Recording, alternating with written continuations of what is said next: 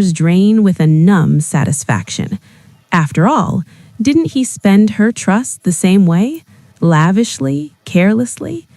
She refused to work, claiming the world had nothing for her. Didn't he make her feel useless once? Worthless? When her anger sharpened into a point and she raised her hand, he never fought back. He never even flinched away, because every slap, every cruel word sounded to him like a grim reminder: you are the architect of this. You built this hell. Live in it. And he accepted it all, because the thought of letting go of her, of walking away from the last shred of them, felt infinitely worse than the pain of staying. Then his mother came to visit. A woman woven from tradition, a woman who believed love should be a soft blanket and marriage a cradle for children. She noticed it immediately. The way her son's shoulders tightened at the sound of her wife's footsteps. They said the drum only spoke the truth. They said no man should ever play it for pride. But Adesala believed talent made him special, and so he played. In a small village where the earth was red as rust and the palm trees whispered stories to the wind, there lived a young man named Adesala. He was known for his hands that could coax music from wood and skin as though they were extensions of his soul. When he touched a drum, children stopped running mid-chase, elders leaned closer on their walking sticks, and even the night insects seemed to pause in their symphony. His music was more than sound, it was a language, one that could make hearts soar, tears fall, or spirits dance. From festival to festival, Adesala's name traveled far beyond the village paths. Merchants from neighboring towns spoke of him in hushed, reverent tones, travelers carried tales of his rhythms to distant cities, and every word of praise fed a growing pride that Adesala barely noticed. One evening, as the sun dipped low and painted the sky in crimson and gold, the village elder, Boba Olimide, called Adesala aside. His face was a map of years lived in patience and wisdom. Talent, Adesala, he said, voice as gentle as the evening breeze, is a loan, not a possession. The world will give you hands that can play, but it will take them back if pride rules them. Never let your music make you greater than the truth it carries. Adesala smiled, a hint of amusement curling his lips, and bowed slightly. But inside, his heart thumped with quiet defiance. His hands were magic. His skill was unmatched. How could mere pride undo what destiny had given him? That night, the village slept under a blanket of stars, and the crickets hummed their lullabies. But Adesala did not sleep. A sound called to him, a rhythm deep, ancient, and pulsing with life. It came from the forest, far beyond where lanterns could light the path. Compelled by curiosity, and perhaps a whisper of hubris, he walked through the tangled undergrowth, past towering palms and whispering leaves, until he reached a clearing. There, bathed in moonlight, rested a drum unlike any he had ever seen. Its wood was dark as the night itself, its skin stretched taut, and it hummed with an energy that seemed to breathe. A voice, soft as the wind rustling through the palms, whispered, "Play with humility, or not at all." Adesala laughed softly. Humility was for those who lacked talent. He raised his hands and struck the drum. The sound that erupted was not merely music, it was the voice of the earth itself. The drum spoke forgotten truths, revealed hidden histories, and named heroes long buried by time. People no longer listened to Adesala for music alone, they listened for truth. And as they listened, Adesala began to feel a heady intoxication. The truth seemed to belong to him, a treasure he could bend, shape, and wield. He twisted the drum's voice to elevate himself. In rhythm, he mocked elders, rewrote stories, and reshaped history to his favor. The drum vibrated beneath his hands as if warning him, but pride was a storm that could not be calmed. His fame spread beyond the village. People traveled from distant towns, bringing offerings and coins just to witness the magic of the drum and the man who controlled it. Adesala reveled in their admiration, laughter rolling from his lips like thunder. But pride is a fragile thing. During the greatest festival of the year, under a canopy of countless torches and a sky full of stars, Adesela took center stage. The air hummed with anticipation. He raised his hands and played with unmatched skill, weaving intricate rhythms that dazzled the eyes and ears. Yet the drum, ancient and wise, refused to obey. Its voice cut sharply, exposing every falsehood, every manipulation, every lie he had hidden beneath his music. The crowd fell silent. The elders' eyes filled with sorrow. Adesela froze, trembling as if the drum itself had reached inside his chest. "Stop, stop speaking," he whispered, voice cracking. But the drum answered only in truth. Truth cannot be silenced. A sharp crack split the night. The drum broke, its skin tearing, its voice fading. Silence swallowed the festival. The crowd looked on, stunned. Adesela fell to his knees, shame and despair sinking like stones into his heart. For the first time, the village did not applaud. For the first time, the hands that had brought him praise felt heavy with regret. Days passed. Adesela wandered the village quietly, his music reduced to ordinary drums, played not for fame, but for peace. He tended his garden, helped elders, and listened to the laughter of children without seeking notice. He learned slowly, painfully, that when talent is ruled by pride, it becomes a curse rather than a gift. But the fire in his heart, though humbled, did not die. One evening, while polishing his modest drum, Adesela closed his eyes and remembered the ancient drum in the forest. He remembered the voice, the power, and the lessons it had tried to teach. And he realized something vital: mistakes did not define him, but choices could. He stood, feeling the rhythm of the earth beneath his feet. He would start again, not for fame, not for praise, but for truth and humility. Slowly, deliberately, he lifted his hands and played. The notes were quiet at first, imperfect, but honest.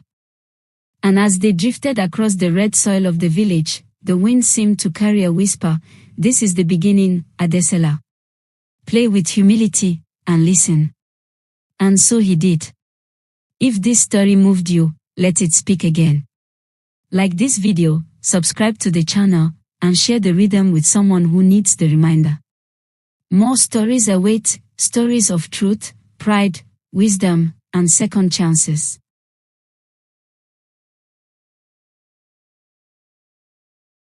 Two twins, Alex and Jordan, grew up in a busy city. Alex was outgoing, loved sports, and was always in the spotlight. Jordan was creative, reflective, and preferred quieter spaces like the studio or library. People often compared them, praising one while overlooking the other. One day, an opportunity came, a big scholarship and mentorship program. Alex thought it was meant for the star sibling, but Jordan also applied. God reminded them both through small blessings and guidance that everyone has unique gifts, and He loves both equally, no matter what others say. Though their paths look different, both twins are comfortable in their elements. When a scholarship and mentorship opportunity appears, they each pursue it with confidence, guided by the understanding that God gives unique gifts to everyone. Through small moments of clarity and grace, they are reminded that God's love is personal and intentional. In the end, both twins found success in their own ways. Amara was born into poverty, the kind that teaches you to shrink your dreams before the world does it for you. So when she married Kanal, a poor man like herself, she believed she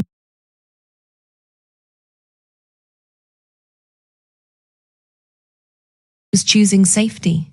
At first he promised peace, but poverty hardened him, and slowly his frustration became anger.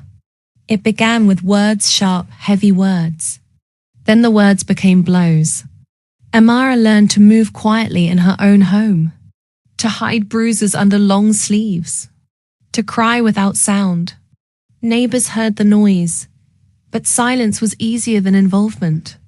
Every day, she woke before dawn to cook and clean, while Kunal blamed the world for his failures. And every night, she lay beside a man who felt more like a threat than a husband. One afternoon, while selling small items by the roadside, someone noticed her effort. A woman offered her a small kitchen job. The pay was little, but it was honest. When Amara told her husband, he forbade it. He said working women become disobedient. But the next morning, she went anyway. The work was hard. Her body ached. But for the first time in years, she felt useful. At home, the anger worsened. The beatings grew heavier.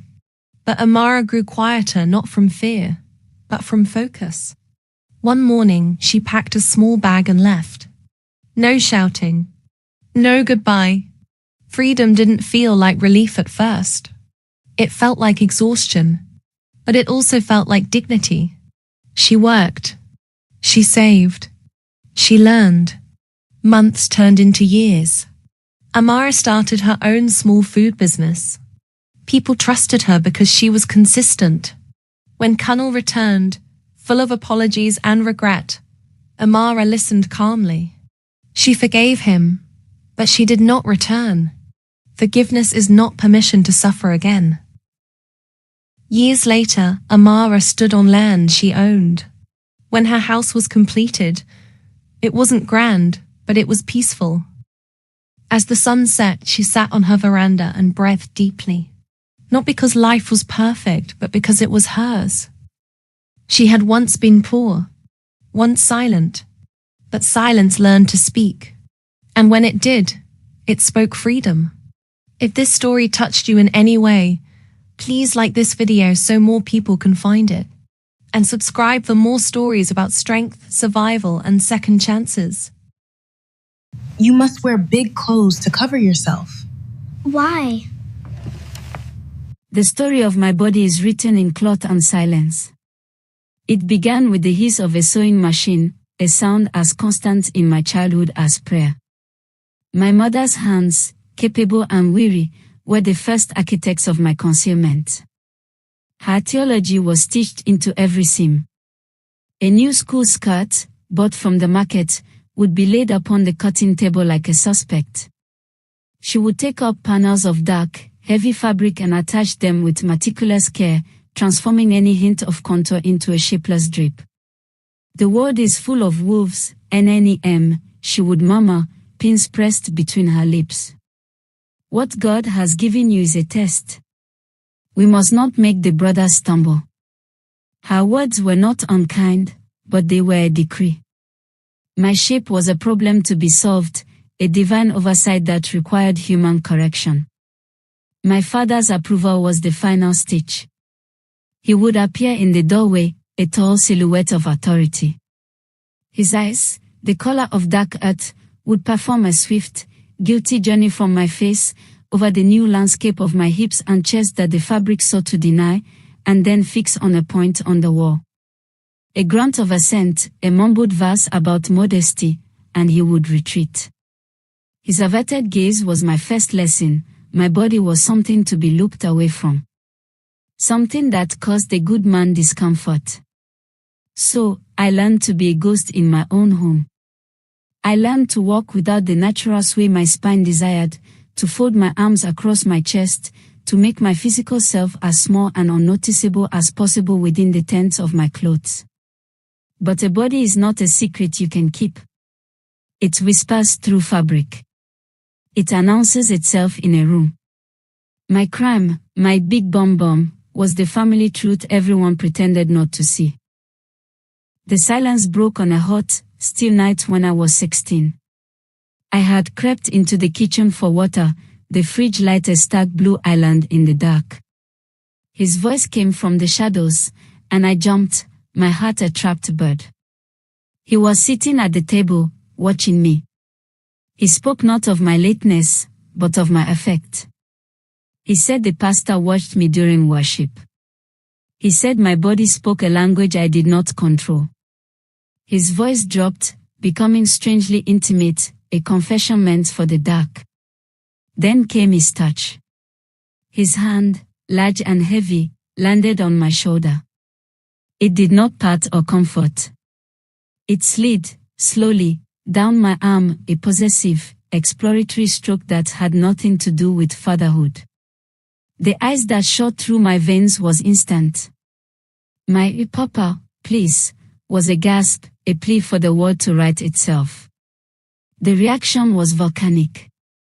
He snatched his hand back as if scalded, his face twisting from that strange, soft guilt into a mask of righteous fury. He pointed a trembling finger, his voice a whip. "See what you make me think?" The blame was transferred in an instant, hot and searing, from his hand to my soul. I was sent to my room accused of standing in my own kitchen with intent. I sat on the floor, back against the door, and the tears that came were not for the touch, but for the terrible algebra of it. My existence plus his weakness equaled my sin. The sanctity of the church offered no sanctuary. Pastor Ben's study was a small, book-lined trap. He spoke of me as a vessel, of the weak young men in the congregation, of my figure as a stumbling block. His solution was private prayer, his voice a syrupy bomb. When his hand landed on my back, it carried the same weight of ownership as my father's. It was a touch that pretended to pray while it claimed. My body reacted before my mind could. I jolted up, the chair screeching and clattering behind me. I fled, the sound of that falling chair echoing the collapse of my trust. I was not fleeing a man, I was fleeing the institution T. When I dared to speak, to name the sin that was not mine, the judgment was swift and physical. My father's slap was a punctuation mark to end all argument. The sting on my cheek was nothing compared to the finality in his eyes. My mother's weeping from the sofa was a soundtrack of surrender. The words they heard, Jezebel, seductive spirit, were nails meant to crucify my truth to their narrative. In that moment, I was convicted. The sentence was a lifetime of hiding. The evidence was my own skin. For years, I served that sentence. I moved through the world as an apology, a walking provocation I had not uttered. Then, in the quiet rebellion of the internet, I found other testimonies. I found women with calves like continents, celebrated in art and song and strength. I saw words like ownership and reclamation. They glowed on the screen like forbidden scripture. With money from a secret job, I committed my first act of devotion. I bought a single dress. It was simple, but it was cut to fit, in a vibrant Ankara print that spoke of home without shame. I hid it under my mattress, a flat, colorful secret that felt more sacred than any hymn. The day I left for university, their final warnings followed me to the door, directions on how to remain a ghost in a new city. I nodded, wearing my uniform of concealment. But in the sterile silence of my dorm room, I performed my own ritual. I slipped the Ankara dress over my head. The fabric fell where it was meant to fall. It clung where it was meant to cling. I turned to the mirror. I did not see a temptation. I did not see a problem. I saw architecture. I saw the gentle slope of my grandmother's back, the resilient width of my mother's hips before doctrine had bent her spine. I saw a body built for carrying burdens, for carrying life, for carrying me through this world. It was strong. It was mine. And the tears that came then were the sweet, salty release of a long exile ending. The call from my mother years later was a thread from that old life. Her voice was strained with the familiar panic. A photograph from a friend's party. Too much back showing. Too much shape. People were talking. Pastor Ben was concerned. The old script was in her hands, and she began to read. "Mama," I said, my voice a calm, solid thing in my sunlit apartment. "Stop." The silence on the line was profound. Into it, I laid down my new law. I told her my body was not their shame to carry, not his sermon to preach. That the management of a man's temptation was his own spiritual work, not my physical responsibility. I said this body was the harvest of our lineage, and it was not a crime. The click of the disconnected core was not an ending, but a boundary finally, firmly drawn. Now, I walk. I walk down sun-drenched streets, and my body moves with a rhythm that is entirely its own. My hips swing in a quiet, undeniable truth. I take up space. The sun feels different on your skin when you are no longer hiding from it. I catch my reflection in a shop window and I do not look away. I see a woman, oh. I give her a slow, sure nod. My body is my testament. It is fleshy and real and unerasable. It is a story of survival, written not in their ink of shame, but in the indelible language of bone and blood and resilient spirit. And from now on, the only prayer I will say over it is the one of thanks. If this story resonated with you, please let me know in the comments. Share your story. Your voice matters. Thank you for listening. If you want to support more stories like this, stories of truth and reclamation, like this video, subscribe to the channel. Hit the notification bell so you don't miss what's next.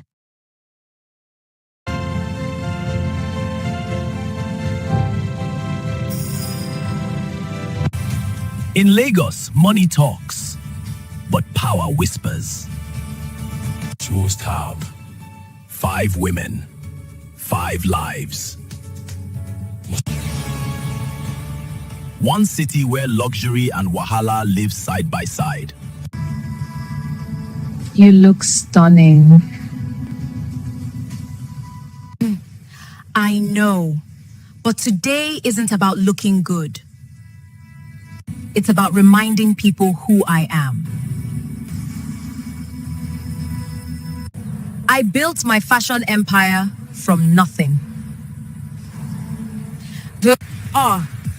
In this city, respect is earned. And today, I'm hosting women who think they deserve it automatically.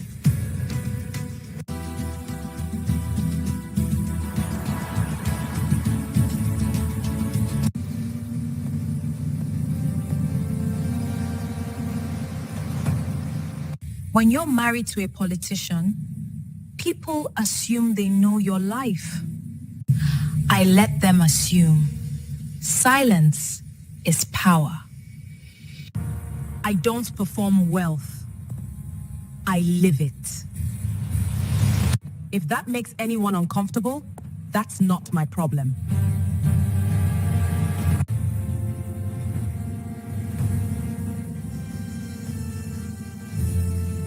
New money announces itself. Old money waits to be noticed.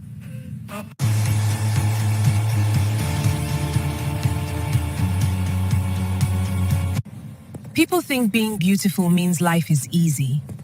They don't see what it costs.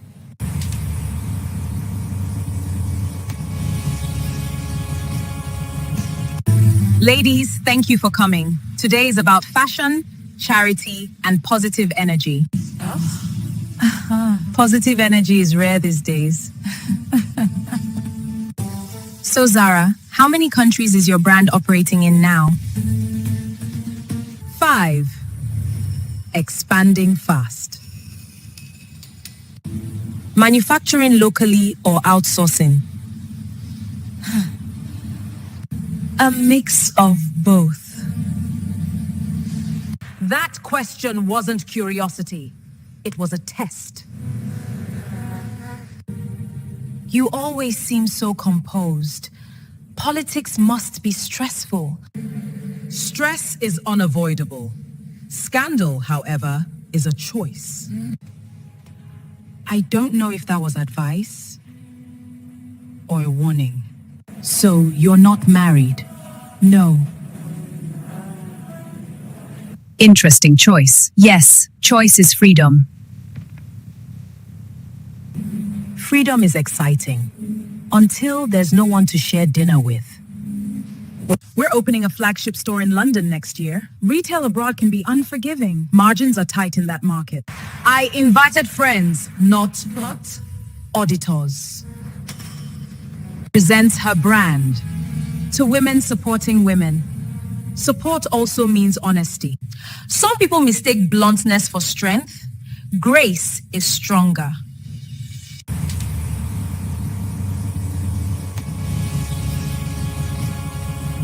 Beautiful, powerful, successful. But this group, it's already dangerous.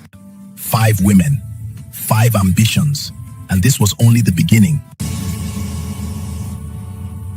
Catch you on the next episode. Don't forget to like and subscribe.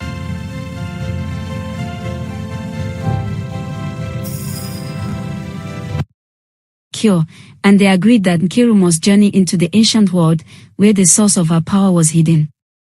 Nkiru obeyed, stepping into the ancient realm and dipping herself into its sacred waters. Instantly, her glow returned, brighter than ever before. Sensing the power she had regained, the witch screamed in terror and fled into hiding. When Nkiru returned to the village, she walked through the streets, and everyone who laid eyes on her was healed instantly. The village was restored, and light triumphed over darkness. If you enjoyed this story, like, subscribe, and follow for more. The story of Jabez. From shadow to blessing. Long ago, in the ancient land of Judah, before kings wore crowns and before prophets thundered their words in the streets, a people lived by their names.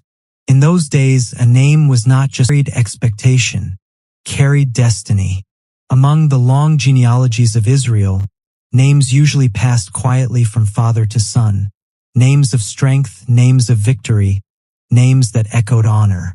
But hidden within those lists is a name that stops the reader cold. A name born not from celebration, but from pain. Jabez. We are told that his mother gave him this name because she bore him in sorrow. Scripture does not explain the details of her suffering.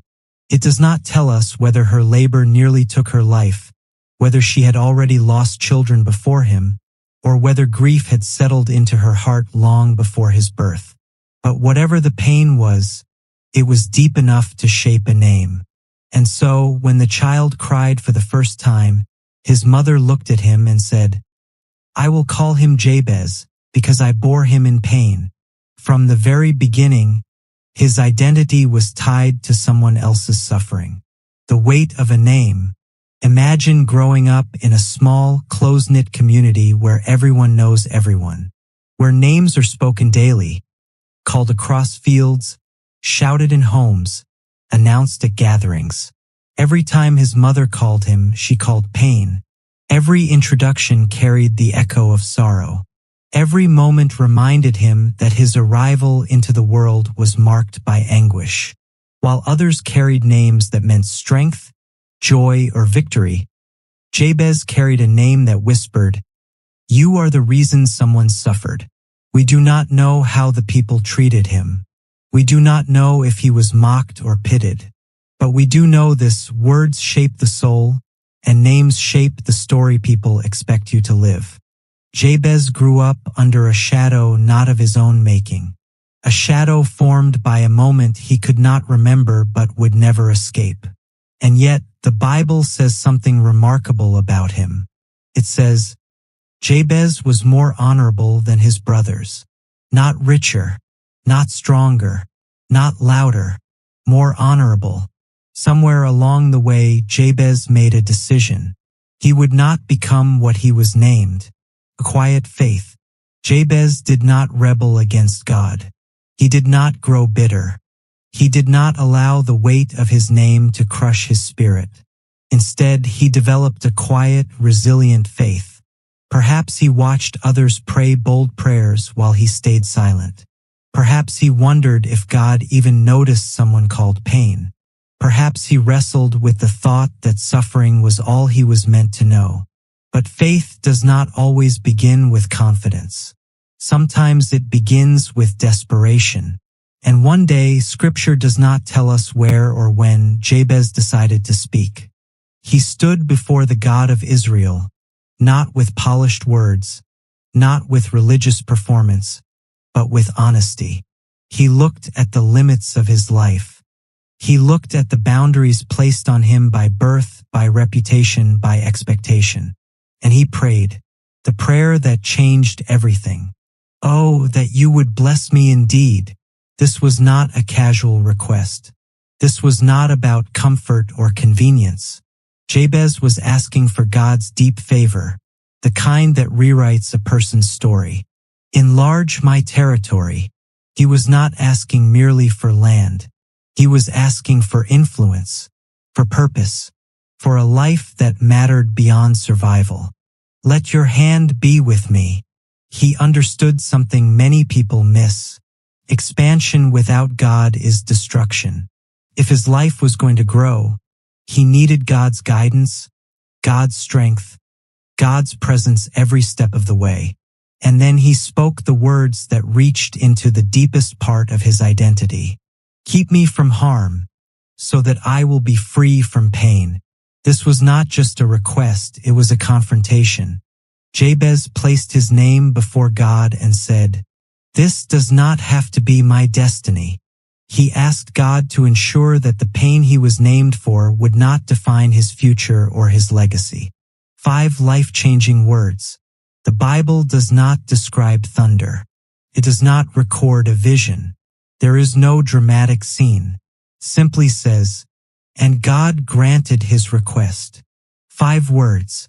But in those 5 words, a lifetime changed. The man once defined by pain became known for honor. The one born in sorrow became a testimony of blessing. The name that marked him no longer ruled him. Jabez moved from the margins of a family record to a place remembered by generations. What Jabez teaches us. Jabez proves that your beginning does not determine your ending. He shows us that a label, no matter who gave it to you, does not have the final authority over your life. He teaches us that God is not intimidated by bold prayers, that faith does not require perfect circumstances, that even a whispered cry can redirect a destiny. Jabez lived the rest of his days not as a reminder of pain, but as evidence of grace. And his story remains in Scripture as a quiet but powerful reminder. You are not what happened to you. You are not what someone called you. You are not trapped by your past. When God blesses a life, even pain can become a testimony. If this story encouraged you, strengthened your faith, or reminded you that your past does not define you, may your territory be enlarged, and may the hand of God be with you. Check out their confessionals. I'm hosting women who think they deserve it automatically. I don't know if that was advice or a warning. Freedom is exciting until there's no one to share dinner with. I invited friends, not auditors. Some people mistake bluntness for strength. Grace is stronger. New money announces itself. Old money waits to be noticed.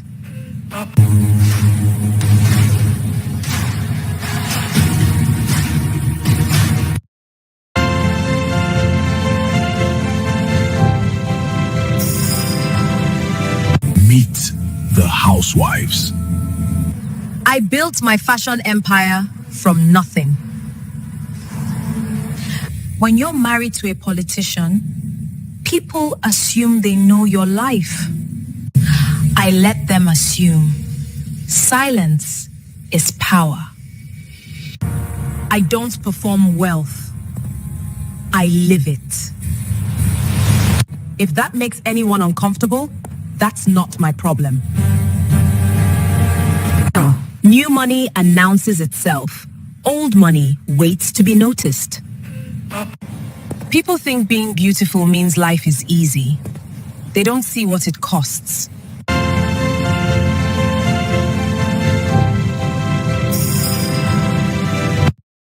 Where am I?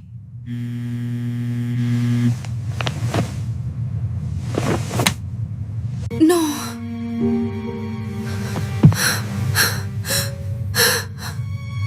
No.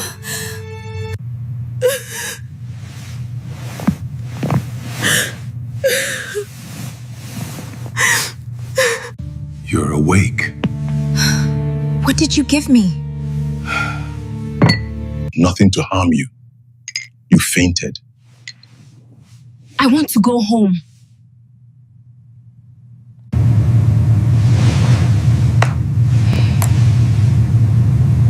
How did I get here? You said you needed help. I can help you. I didn't ask for this. Life doesn't always give us what we ask for, my dear. Sometimes it gives us choices. Think about it. You don't have to decide tonight.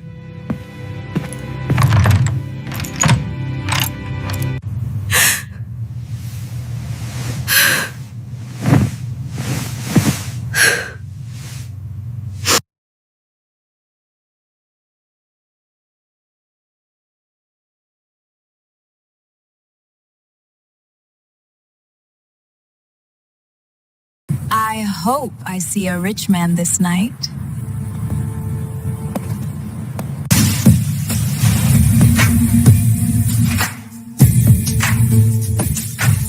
Care to dance? I can't dance well, but let's try. Come home with me tonight. Okay, just this once.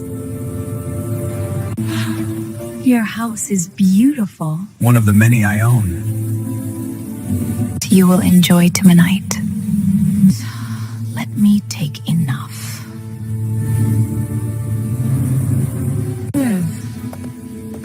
Things has to end this way. I actually got away with it. I am on a roll.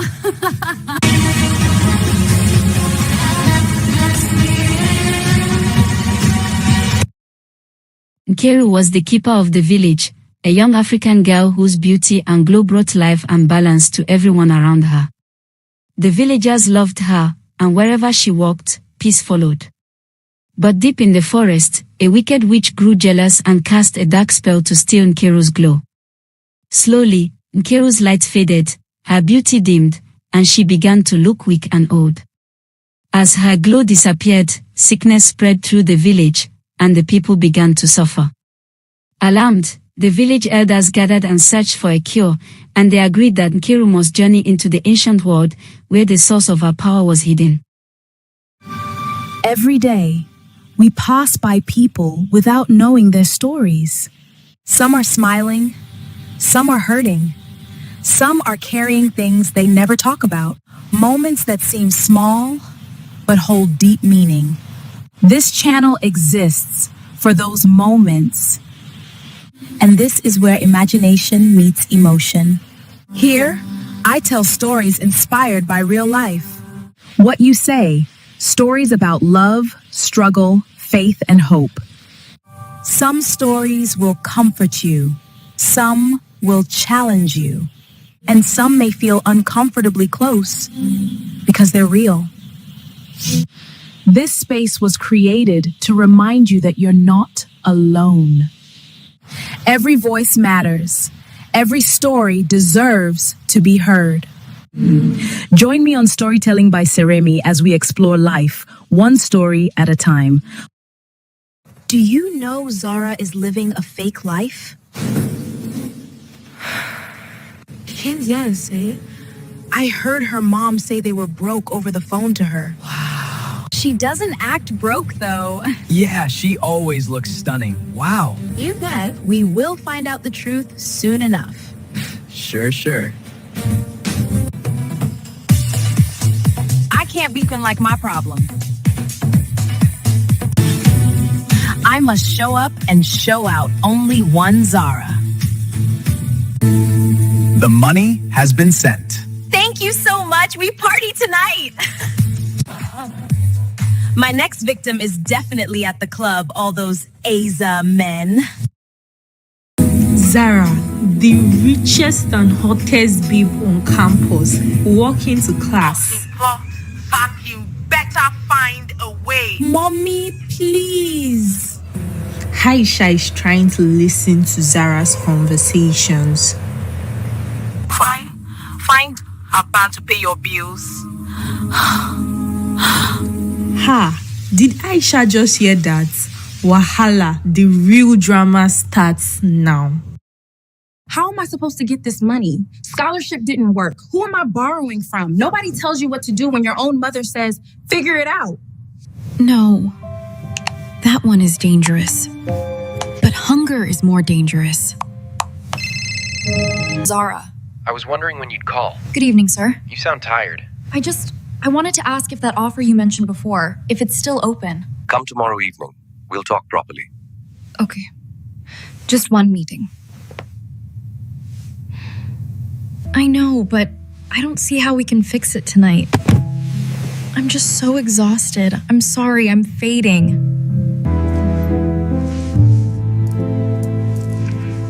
I hope this girl shows up today. I've had my eyes on her for a long time.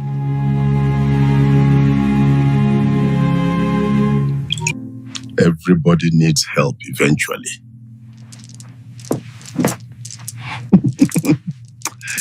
You've grown.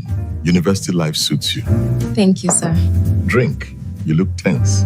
It's just juice. I don't usually. Sir, I suddenly feel Easy. relaxed. What? Did you?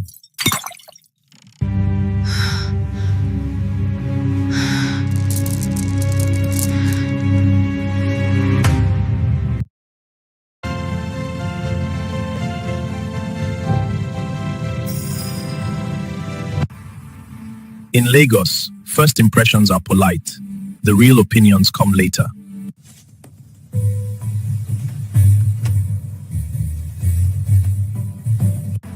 You've done well for yourself. I had no choice. Success is louder when it's new. I don't like being questioned, especially by women who didn't build what I built. I respect hard work. I just don't worship it.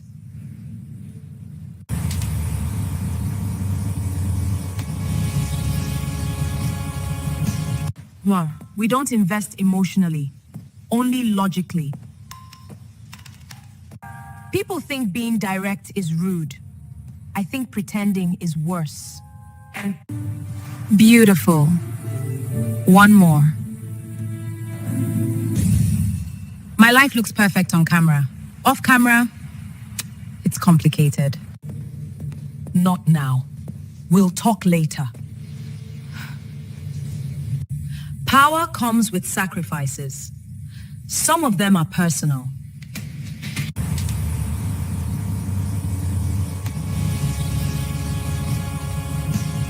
I'm considering outside investors. Then transparency matters. So does reputation. This dinner feels less like friendship and more like interrogation. Zara, are you expanding too fast? I know what I'm doing. Confidence doesn't cancel risk. Fair ask. I don't ask questions to embarrass people. I ask to understand. Are you okay? I'm fine. Some secrets don't want to stay hidden. Okay, we need to handle this now.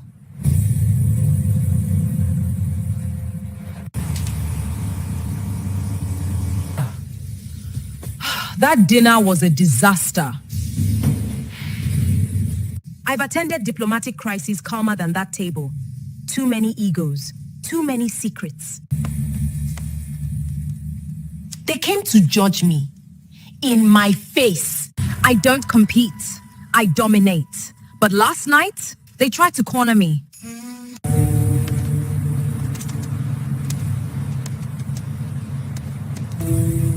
If asking questions makes you uncomfortable, maybe you're hiding something.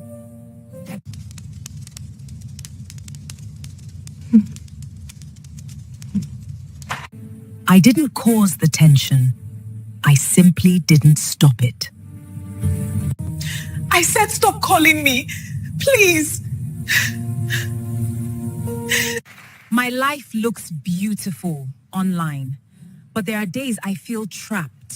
If anyone has an issue, say it clearly. I did at dinner. Let's be mature. Maturity doesn't erase facts. I don't chase approval. If they don't respect me, I'll remind them why they should. So this girl decided to keep me waiting. You embarrassed Zara. No, I questioned her. There's a difference. Only if you're afraid of answers. Amina is honest. But honesty without strategy is dangerous. You enjoyed watching that dinner fall apart. I enjoy truth. It tends to reveal itself. You think you're better than us? No, just older and prepared. Power isn't loud. It waits.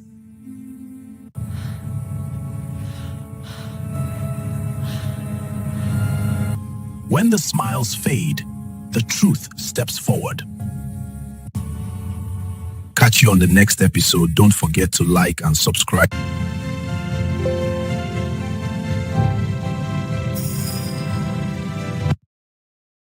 I don't like being questioned, especially by women who didn't build what I built. People think being direct is rude. I think pretending is worse. And my life looks perfect on camera. Off camera, it's complicated. Power comes with sacrifices. Some of them are personal. This dinner feels less like friendship and more like interrogation. Fair ask. I don't ask questions to embarrass people. I ask to understand. I've attended diplomatic crises calmer than that table. Too many egos. Too many secrets. I don't compete. I dominate. But last night, they tried to corner me. If asking questions makes you uncomfortable, maybe you're hiding something. I didn't cause the tension. I simply didn't stop it. My life looks beautiful online, but there are days I feel trapped. I don't chase approval. If they don't respect me, I'll remind them why they should. Amina is honest, but honesty without strategy is dangerous. Power isn't loud. It waits.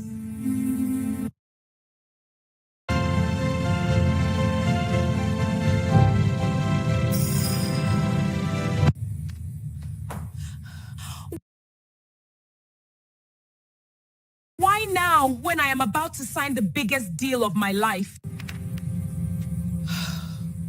God, I beg, I don't want scandals. I always knew my life wasn't perfect.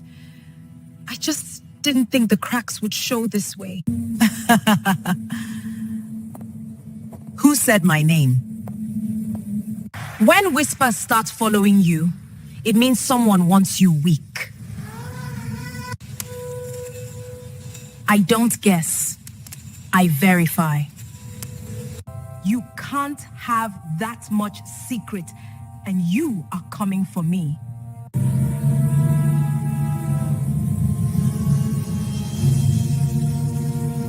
When tension exists, I prefer it visible. You're asking dangerous questions. Only dangerous if answered. Power doesn't panic. It protects itself. I didn't want this public. Kemi, I am not afraid of people knowing. I think it'd be bad for both our careers. How? I was young, Kemi. I am not ashamed of you, Kemi. This too wants to make me cry.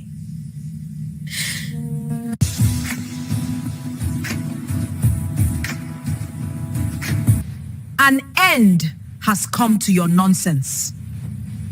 I've lived my life under bright lights. People think visibility means protection. It doesn't. For a long time, there has been a truth about me, about my life, that was kept private. Not because I was ashamed, but because the world doesn't know how to handle women who carry more than one identity. Zara is my mother. To be threatened by my own story. This is my truth, and I am no longer hiding it. I'm proud of you. I just wanted us to be free. I spent years protecting everyone else. Tonight, I protected myself. And somehow, I gained my mother back in public, not just private. Motherhood doesn't come with a manual, especially when the world is